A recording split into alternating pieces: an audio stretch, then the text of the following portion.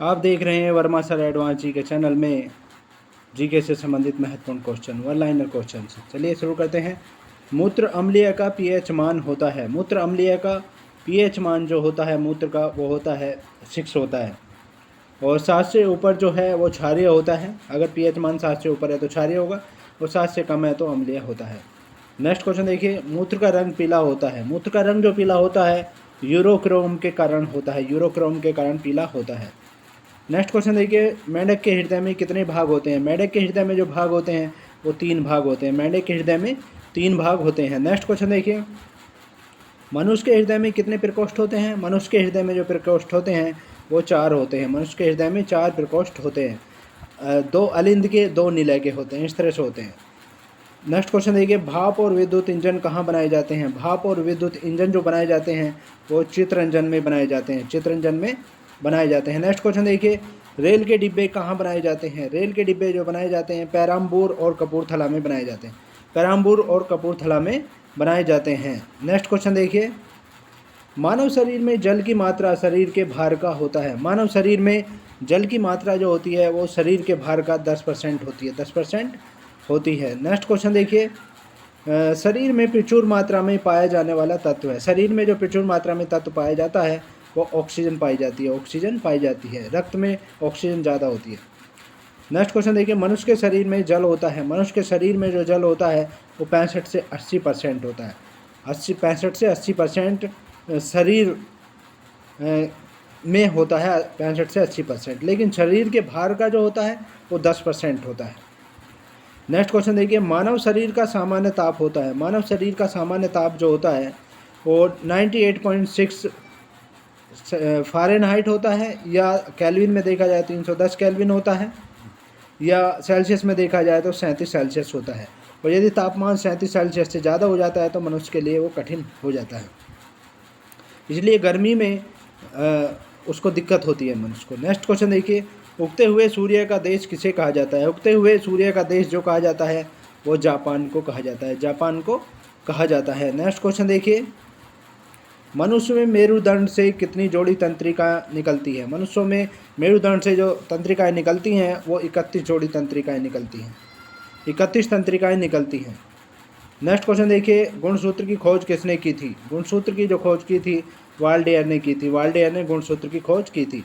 Next question देखिए, गुणसूत्रों का निर्माण होता है, गुणसूत्रों का जो निर्माण होता है क्रोमोटिन नामक पदार्थ से होता है, क्रोमोटिन नामक पदार्थ से गुणसूत्रों का निर्माण होता है। नेक्स्ट क्वेश्चन देखिए, मनुष्य में क्रोमोसोम की संख्या कितनी होती है? मनुष्य में क्रोमोसोम की संख्या जो होती है वो 46 होती है, 23 जोड़ी होते हैं, यानी 23 जोड़ी होते हैं।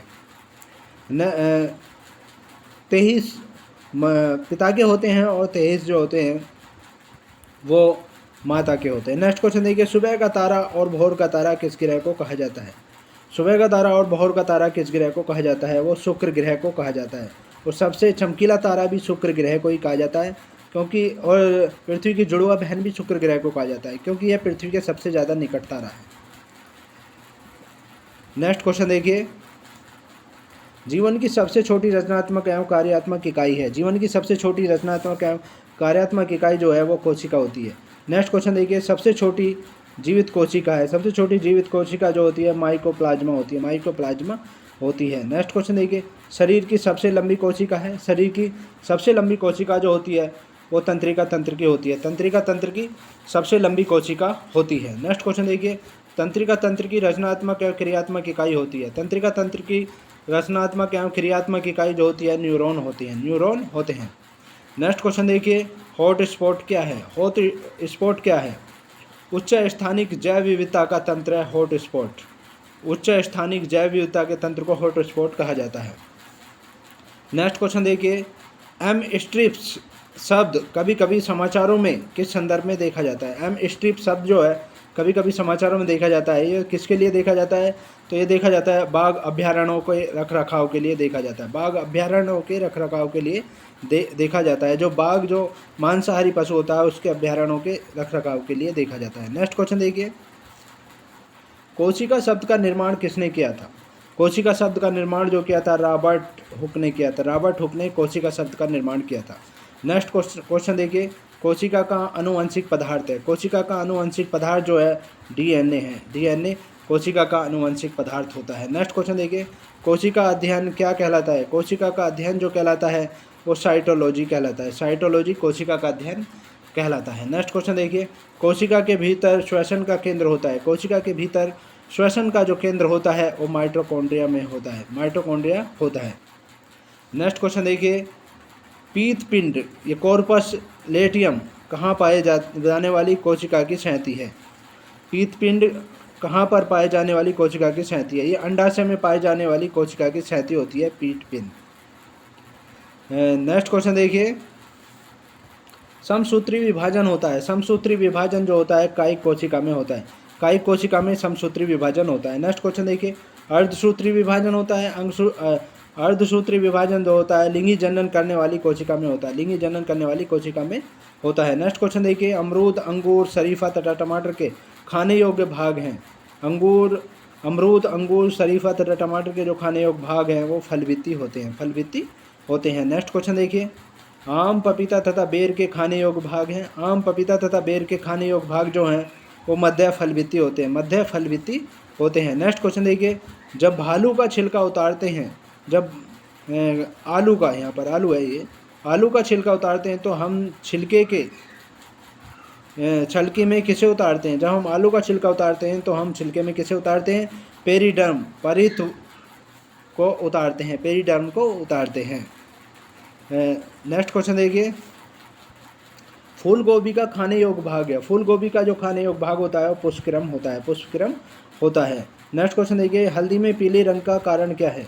हल्दी में पीले रंग का होने का कारण जो है वो कुरकुमीन है। कुरकुमीन के कारण हल्दी का पीला रंग होता है। नेक्स्ट क्वेश्चन देखिए, टमाटर में लाल रंग का कारण क्या है? टमाटर में लाल रंग जो होता है वो लाइकोपिन के कारण होता है। लाइकोपिन के कारण होता है। नेक्स्ट क्वेश्चन देखिए, अदरक तथा आलू के खाने योग्य भाग है। अदरक तथा आलू के खाने योग्य जो भाग है वो तना है। तना है। नेक्स्ट क्वेश्चन देखिए, ग्लोबल वार्मिंग से नहीं होगा। ग्लोबल वार्मिंग से जो नहीं होगा वो ओजोन छिद्र नहीं होगा। ओजोन छिद्र नहीं होगा। नेक्स्ट क्वेश्चन देखिए, बायोचिप में क्या होता है? बायोचिप में आरएनए, डीएनए और प्रोटीन होता है। आरएनए, डीएनए और प्रोटीन बायोचिप में होता है।